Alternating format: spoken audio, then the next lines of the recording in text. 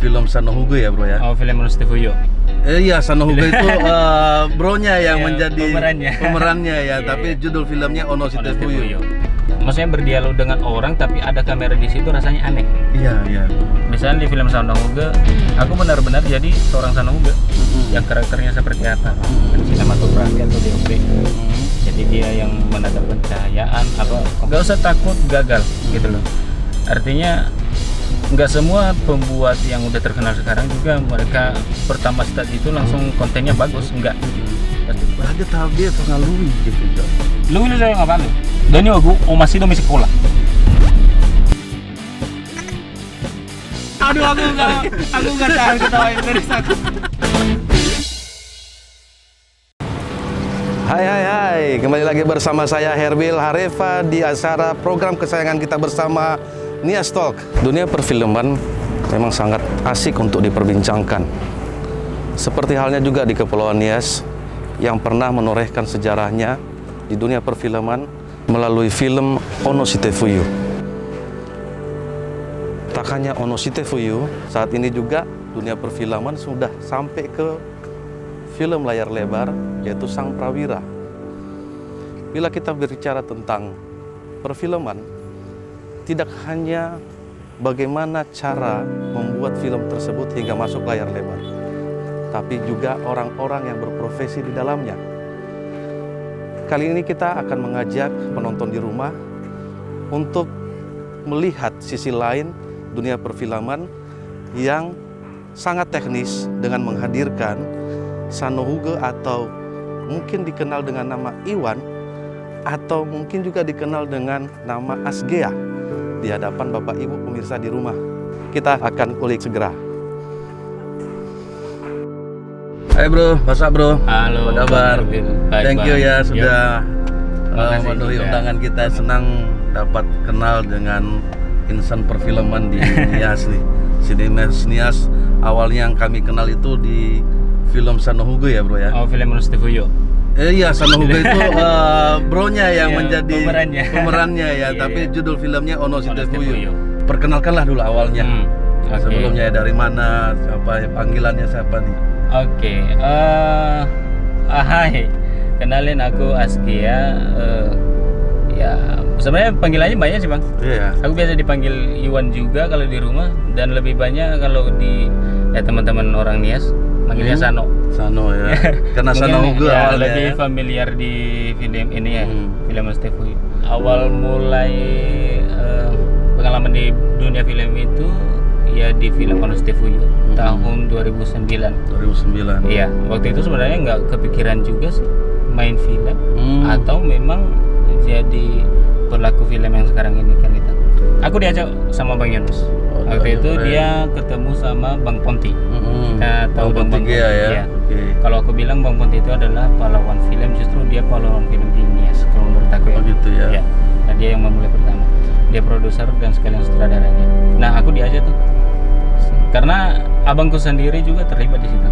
Oh gitu, abang kandung ini? Abang kandung, iya. supervisi skenario-nya. Justru waktu mereka bikin skenario, aku malah ketawa. Oh gitu. Justru. Ini kalian mau bikin apa? Karena nggak pernah ada di Nias kan gitu. Betul. Ya, Lucu aja mau bikin film apa sih? Awalnya dulu saat itu sudah selesai pendidikan sekolah atau masih dalam SMA? Oh, saat itu SMA ya. Ono Shitefuyu 2009. Sebenarnya aku telat sih. Masa SMA juga. Oh gitu ya, 2009 aku ya. pernah merantau juga dulu. Awalnya itu seperti apa sih? Apa sudah ada bakat dari keluarga dahulu atau seperti apa? Oke. Kalau bakat sih sebenarnya nggak ada bang. Justru ya? kalau dulu aku malah senang pengennya nyanyi gitu loh sebenarnya. Ya tau lah kalau masa kecil kan pengen jadi sesuatu, pengen jadi penyanyi lah gitu pokoknya. Tapi kan suara pas-pasan. Jadi nggak memungkinkan. Jadi pas diajak, oke ya udah nih nggak apa-apa. Kita coba dulu. Kalau memang nanti nggak bisa, ya nggak masalah juga. Tapi pas dilihat sama Bang Ponti kayaknya cocok nih. Bisa nih dia memerankan peran Sanohuge dengan mukanya mungkin yang agak Tinggalnya di daerah mana bro? Di Desa Banagia Tuhin Berua bang. Berarti asli dari Nias Utara ya? Asli dari Nias Utara. Wow, ini bakat-bakatnya sudah Utara ini harusnya benar-benar diperhatikan oleh pemerintah. Oke bro, terus gimana cerita lebih lanjut? Tiba syuting pertama itu wah, ada apa ini? Aku pertama ngomong, bukan ngomong depan kamera. Kalau sekarang kan kita bisa ngomong depan kamera, maksudnya berdialog dengan orang tapi ada kamera di situ, rasanya aneh. Iya, iya. Kita seperti dilihatin 1000 orang. Nggak tahu rasanya itu groginya entah gimana lah gitu. Singkat cerita, setelah selesai episode 1-2, sebenarnya awalnya kita nggak nyangka filmnya bakal booming seperti ini kan kita. Justru sebaliknya, kita malah mikir, aduh ini nanti malu-maluin nggak sih? Orang ngolong-ngolong kita atau gimana? Karena belum ada film sebelumnya ya.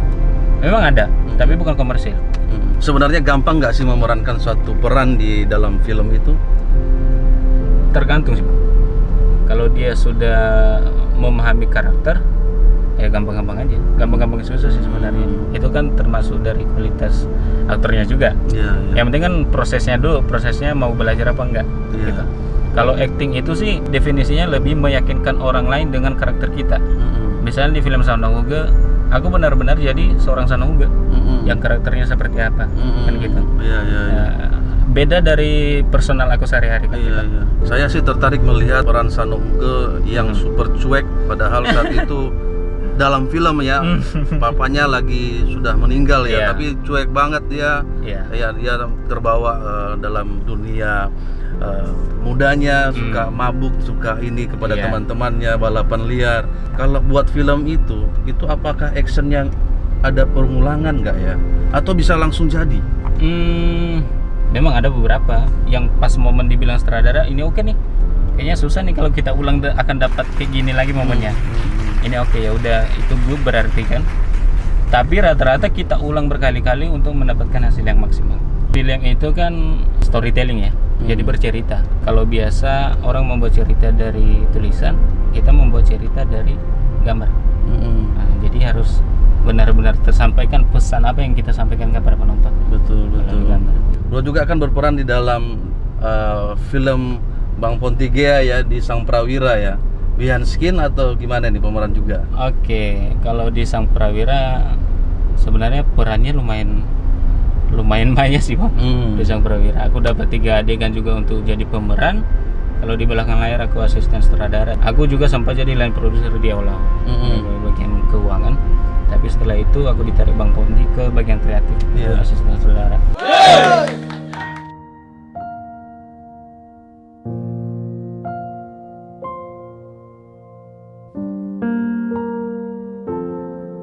Kita dengan lancar. Amin. Ya, kita berdoa sesuai dengan iman dan kepercayaan kita masing-masing. Berdoa dimulai. Untuk hari ini kita full 1 hari di sekolah. Kita harapkan kita cepat selesai, bisa sampai jam 5 Bang ya.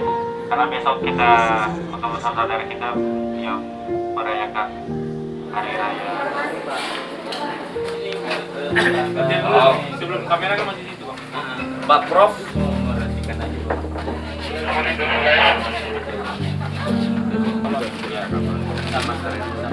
Udah.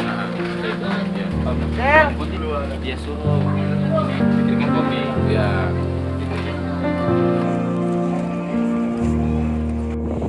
Net 1151, saya next extra, shot 1, take 1. Kamera. Right. Up. Up. Sekarang kan lagi ada nangani sebuah film Nias juga ya. Oh iya. Anyule. Itu udah berapa episode, Bro? Sekarang kita udah jalan baru-baru sih, Bang. Kita bikin Anyule baru berumur 2 bulan. Dan sekarang kita udah bikin 10 episode. Wah, 2 bulan sudah 10 episode udah ya? 10 episode. Berarti ini 1 minggu udah berapa episode ya dikerjakannya? Sebenarnya satu yang kita kejar itu sekitar satu kali seminggu atau kadang 2 kali seminggu. Kita buat satu karya dan memang itu benar-benar yang kita mau. Aku nggak mau kita buat yang orang mau. Gitu. Jadi kita benar-benar buat dulu apa yang kita mau, ini kita buat maksimal. Oke. Jadi kita bikin Abu Nawala. Kalau dilihat terlihat simpel Bang, tapi sebenarnya berat. Agak tricky juga dalam pembuatan komedi. Karena lebih gampang membuat orang menangis yaitu di drama daripada membuat orang tertawa. Oh gitu, iya betul. Dan komedian itu kalau kita perhatikan orang Abu Nawa juga nggak ngelawak sama sekali. Mereka justru berdialog atau berekspresi dengan serius. Iya, iya. Tapi penonton bisa tertawa, Iya, kan iya. gitu. Saya tertarik nih dengan karakternya Abu Nawa ini, orang yang agak sedikit nakal lah, Iya, dalam iya, tanda iya. kutip ya, kadang-kadang menjerumuskan teman-temannya. Betul. Itu memilih 3 karakter ini seperti apa dapatnya gitu loh. Ada yang karakter Abu Nawa, ada karakternya Diva yang sebenarnya anaknya pintar ya, tapi Iya, gampang juga benar. dipengaruhi. Benar. Satu lagi temannya siapa, Pak? Tony. Tony ya. Kalau dibilang ini original sebenarnya enggak. Kita pasti dapat inspirasi. Kalau inspirasi kita dari trio komedian legendaris ya di Indonesia, yaitu DKI kan gitu. Betul. Cuman di sini kita nggak memakai karakter mereka. Kita menentukan salah satu masing-masing karakter, itulah yang kita buat. Nah, dalam pembuatan film ini sih kan kebanyakan di Nias kan banyak film-film baru muncul. Ya, sejauh ini kita lihat ada Lava Maru juga. Iya. Atau ada Tony Farah, ada Tony Tony Farah juga. Nah, mungkin buat pesan moral juga buat kawan-kawan yang ingin mau terjun di dunia perfilman. Sebenarnya sebelum untuk membuat suatu film itu ada nggak sih pentingnya pesan moral yang harus dikandung di dalam film tersebut? Oke, ini menarik nih. Dulunya justru aku berpikir gitu. Membuat satu karya itu yang harus dipikirkan adalah film dulu lah, khususnya pesan moralnya. Karena memang mayoritas kalau kita bilang masyarakat Indonesia melihat itu, ini nih bagus nih filmnya, ada pesan moralnya nih. Film itu kan adalah hiburan. Jadi keberhasilan film itu bukan karena memberi pesan moral, tapi keberhasilan dia menyampaikan cerita dari awal, memperkenalkan karakter, membangun situasi, membangun ketegangan sampai ke klimaksnya, dan itu nyambung dan berterima di hati penonton. Itulah keberhasilan satu film. Ini kan karya seni sih sebenarnya, sangat abstrak sih sebenarnya. Nggak perlu dicari tahu sedalam apa sih, cukup dinikmati aja sebenarnya. Kalau menurut saya pribadi. Nah, jadi kalau dibilang nilai-nilai moral dalam film sudah pasti ada. Bagaimanapun film itu dibuat serealita mungkin, kan gitu. Meskipun itu film, kita ngomong kayak film apa nih yang nggak masuk akal, kayak film fantasi lah, katakan Thor. Mana mungkin dia bisa pakai palu itu, ada petirnya kan gitu. Tapi bisa dibuat logikanya ada dengan meramu cerita yang tadi. Wajar aja, dia kan bukan dari bumi, kan gitu. Jadi logikanya dibuat sedemikian mungkin. Jadi kalau dibilang apakah ada pesan moralnya, saya rasa nggak ada. Karena banyak yang bilang, oh ini film apaan sih, nggak ada pesan moralnya. Kalau mau pesan moral sebenarnya bukan di film, justru ada di sekolah atau gereja atau mana lah tempat ibadah, tempat lain kan gitu. Nah, tapi bagaimanapun tetap ada feedbacknya ke kehidupan sehari-hari. Jadi tetap ada. Ada nggak pernah misalnya itu pemerannya itu disuruh pulang, nggak jadi, cancel? Ya kadang udah lewat ya waktunya, timingnya ya. Dan ada juga pemeran yang ngambek. Gitu ya. Pokoknya banyak macam-macam bang di sana. Cuma itulah suka dukanya sebenarnya. Kita berakting nih, acting film pertama kali ya enaknya ya. Ayo silakan. Oke. Gimana mulainya? Saya juga mau coba pura-pura berakting deh. Aku udah lama sih nggak berakting bang. Agak-agak sulit juga nih challenge saya, tapi nggak apa-apa. Oke, siap. Udah coba ya. Oke. Itu dia. Siap. Oke.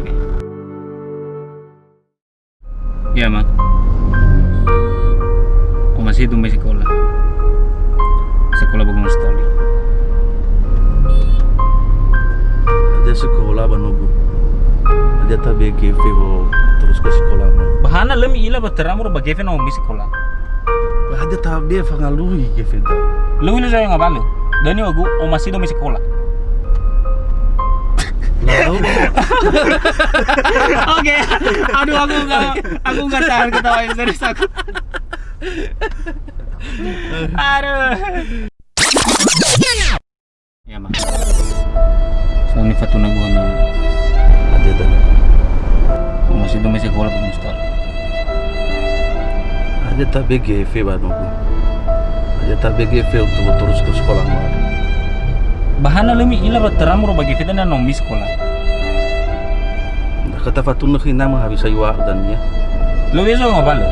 Dan ini aku masih demi sekolah bukan stoli. Oke.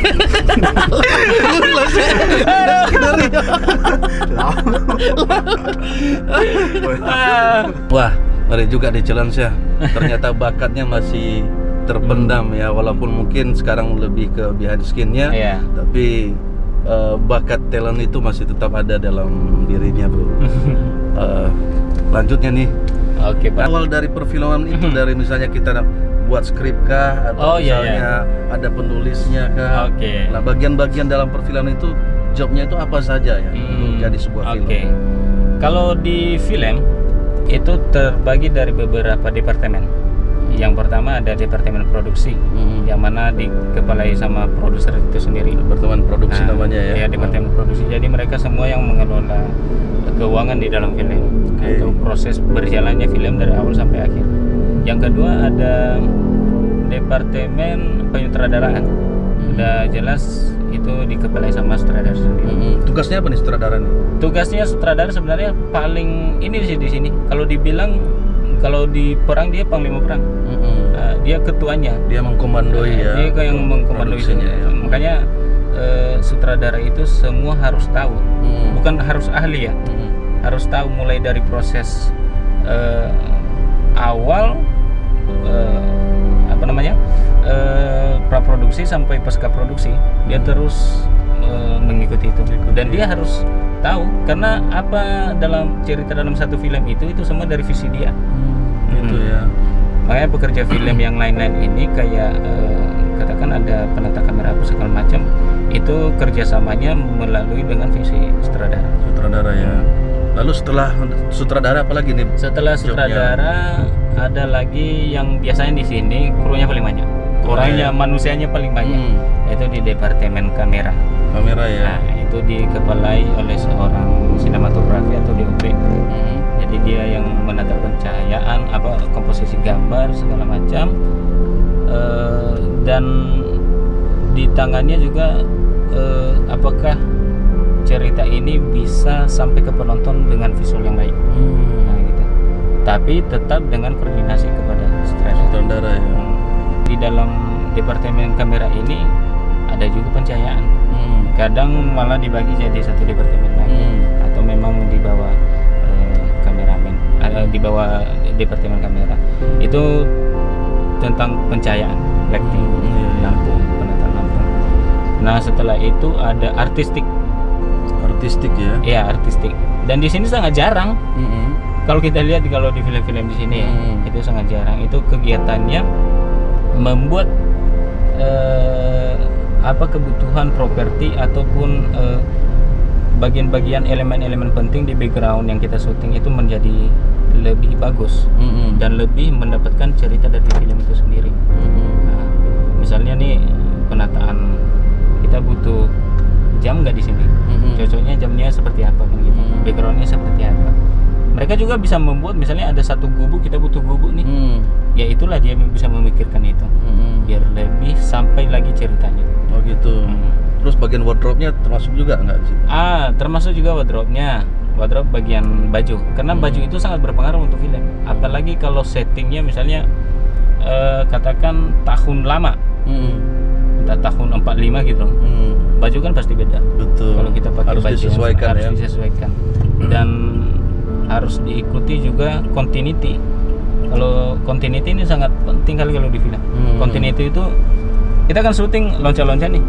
Misalnya satu adegan ini, satu rumah itu ada beberapa adegan. Itu kan nggak satu sekuen semua, nggak satu babak. Jadi loncat-loncat syutingnya. Jadi untuk menyambung cerita itu nanti harus diingat bajunya yang ini nih. Nah, jadi itulah kegiatan orang wardrobe. Setelah itu yang terakhir ada post production. Iya, itu di bagian editor atau penyuntingan gambar. Disitulah semua hasilnya diedit ya. Hasil yang udah diambil itu semua diedit di situ, mulai dari edit offline, online, sampai galeri, sampai semua lah di situ. Sampai scoring juga di situ. Iya. Kan bro juga punya channel YouTube ya. Iya. Untuk menunggu supportnya Anyule. Silakan bro, mana tahu ada yang mau ingin berikan pesan-pesan buat pemirsa di rumah. Oke, untuk teman-teman semua, silakan berkunjung ke channelnya Anyule Picture. Di sana kita membuat film serial drama komedi Nias, yaitu Abu Nawa, dan nggak tertutup juga kemungkinan kedepannya kita buat judul lain selain Abu Nawa. Jadi pantengin terus channel Anyule Picture ya. Jangan lupa di subscribe. Dan kita kemarin udah ngeluarin merchandise juga. Oh gitu. Dari Anyule, ini baju. Ada bajunya ya. Ada Ini seperti bajunya. yang dipakai Ya. oleh Ini Bung enak. Asgel nih. Ini enak banget untuk dipakai. Ada 3 karakter di dalam itu ya, pemeran Ada 3 utamanya. karakter. Jadi bisa dipesan juga nanti. Baiklah, demikian bincang santai kita dengan bintang tamu kita, seorang sinemas Nias yang super duper cooler, Bung Asgea. Terima kasih Bang. Di acara bincang santai di program kesayangan kita bersama Nias Talk. Jangan lupa teman-teman yang nonton acara ini, jangan lupa subscribe, share, dan like channel Nias Talk agar kita tetap berkarya dan eksis terus buat pemirsa di rumah. Sharing is caring, salam Nias Talk.